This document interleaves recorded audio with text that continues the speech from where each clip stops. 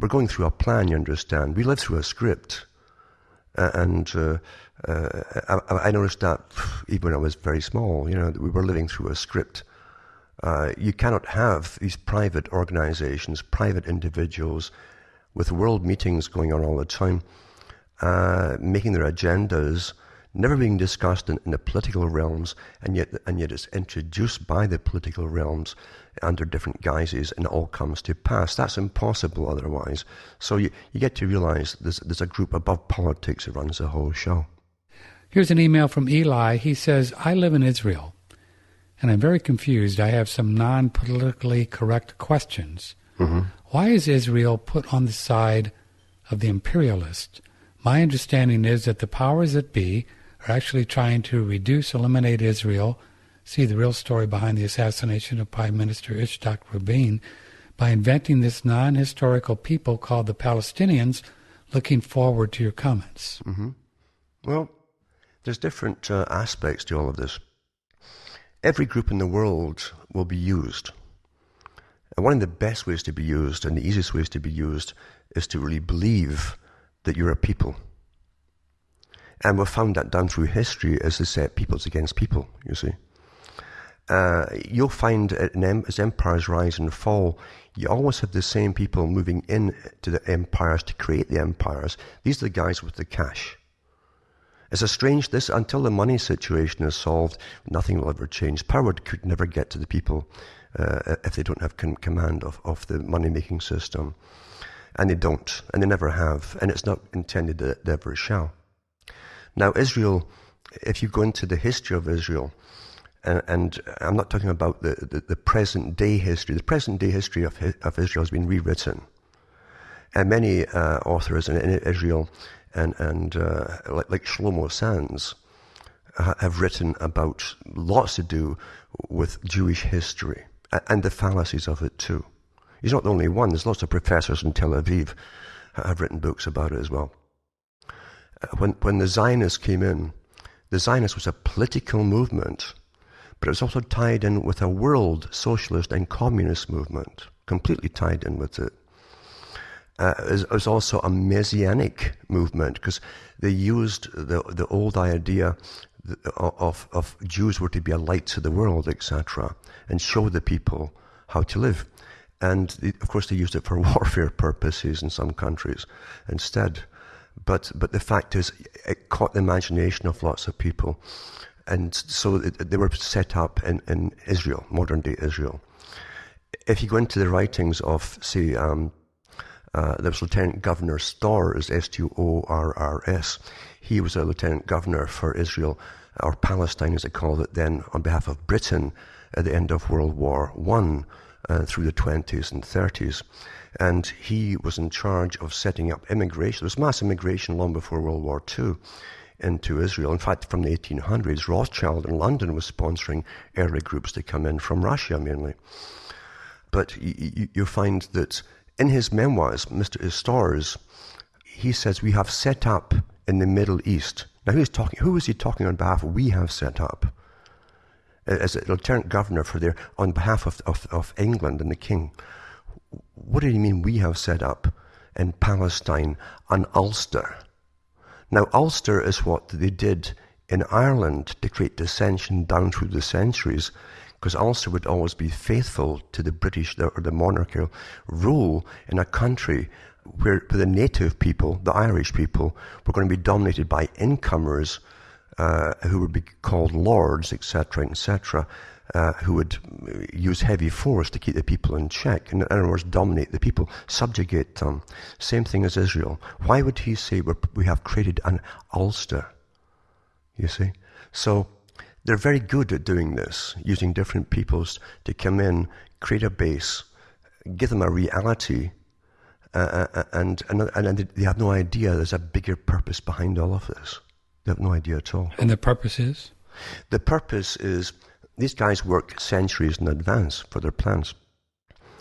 And they knew, and Winston Churchill knew it, because he talked about it in the early 1900s, about all of the whole region of the Arab countries, the Arabian countries, and even into Egypt too, But he said that eventually there'll be massive wars to take over these countries for the oil which is there, because he said the 20th century will be a century where oil will be in incredible demand. He even talked about later on he talked about northern Iraq would be a focal point for war as well, because of the vast oil fields, which they knew then were under the ground. Everything that is known way ahead of time.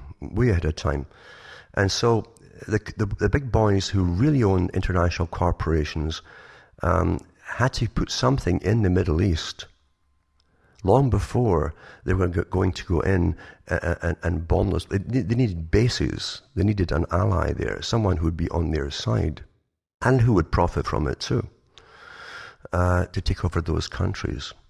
They also fed to a lot of the Israelis, again, the Messianic policies of reestablishing an Israel from the all the way to the Euphrates. In other words, a greater Israel. In fact, the first prime minister they had in Israel talked about this. So they didn't want a little place called Palestine. They wanted a vast place from Egypt to the Euphrates. And that's where it's going today. So technically, people from Israel, some of them will be eventually put in charge of a lot of these ex-countries. This is part of the plan that's ongoing today. And this control that Israel has over the United States, it's talked about? Mm-hmm. What is that about? Well, there's no doubt at all about that. If you look at some of the Israeli newspapers over the years, various prime ministers, I remember when Bill Clinton was in, and the prime minister there, another one says, don't worry about the U.S., we own it. You know, it's rather blatant. There's no guessing about how they put it across in their own newspapers. It's straightforward. So that's still a policy today. You know. Is there any real kind of split going on between the United States with Obama and what's his name, Netanyahu? No.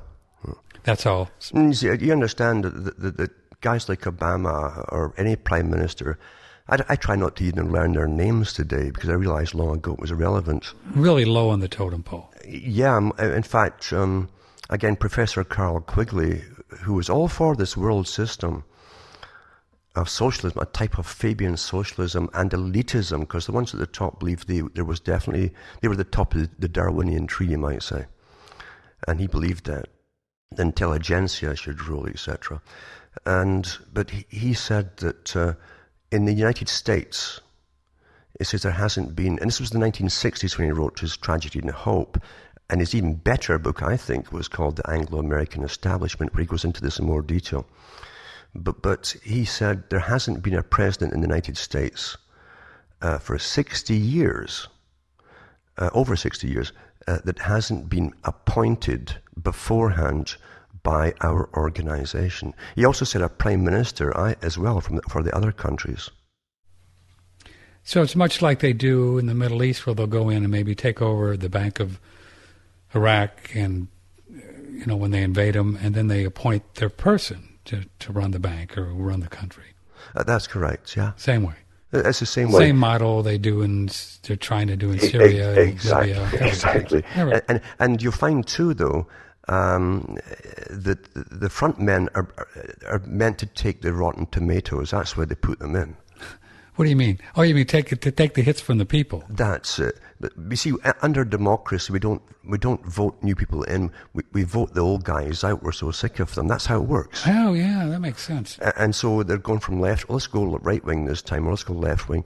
And the agenda. And Thomas Jefferson talked about this in his own writings. He says, when you see the same agenda going forth and continuing between changes in the House, meaning the Congress, know you're underturned, he said. Wow. Thomas Jefferson wrote that. Yeah. Wow. And when you go into the League of Nations, then the United Nations, and all of the treaties that are being signed constantly, the IMF, the BIS, all run by one organization, the Royal Institute for International Affairs. Yeah. And set up by them. Then it makes sense, because no president or prime minister is going to cancel a treaty signed by the previous one on finances, or foreign aid, which goes to their own corporations, as you well know. in other countries, or any of these agendas. When a right-wing group comes in, they don't slash and cut back on the massive debt. They do a lot of bluster and fluster about it. It's a show for the public. But in other words, Quigley said, it doesn't matter. He says, we only need the ones at the top. We don't have to get all of the politicians in. We only need the ones in the top. He says, left-wing, right-wing. He says, we have communists, we have fascists, we have all kinds, he says, and they all do our bidding. So that's how it really is. So the front man is just that. The guys behind him are far more important than advisors. So it's almost like Alan Watt. They let him do what he wants, even though he does dumb things, because then the people don't like him, and then they're just going to get all excited about getting the next party in the next time. Yes. It's fantastic. See, we live in hope. Yeah. And we think, we can 4 or 5 years, we can get another guy. And this is how it goes on. And your whole life long, you'll watch these changes, but nothing changes. It gets worse and worse and worse. Uh-huh. Do you think the amount of people that maybe believe what you just said and the amount of people that believe what the masses believe, which side do you think is growing? With the ones who believe. You know what I'm saying? Say if you're correct with your analysis, that side, there's a group of people that say, I think I know he knows what he's talking about. That group, is that growing more than... What's growing? There's a difference between understanding and being educated. Remember, education doesn't mean you're correct. Right. You can be educated in, say, the communist philosophy. Right. Or whatever. Or whatever, yeah. And so for those who believe they understand everything, they will not understand everything because this is a very clever system that was thought up an awful long time ago. And as I say, we're the most studied species on the planet.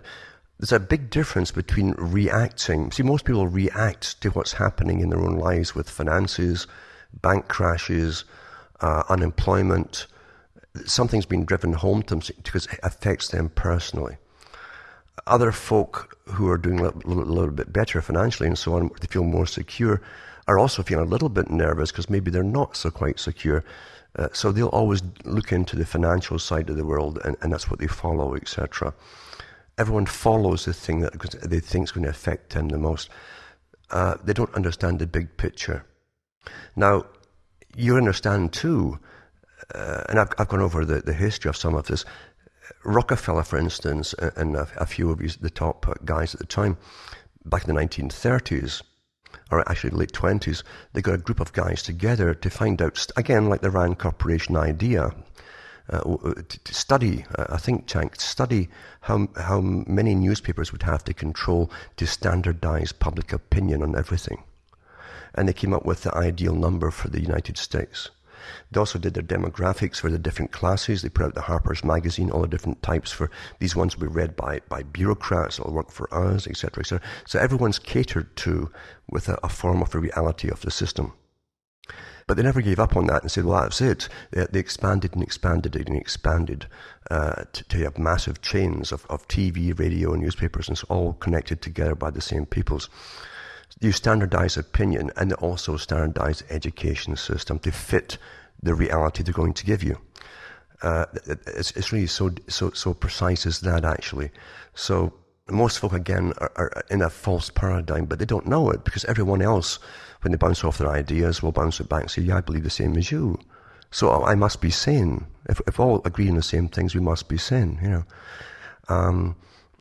That's how simple it is to control vast... Plus, you'll notice there's not a generation has been given peace for hundreds of years. You're either being sent to war or you're having bank crashes. Bank crashes are standard for about twice a century. It's planned that way. If you went into the history, at least twice a century you get plundered by the banks, who never get punished for it. We pay them to plunder us. We bail them out.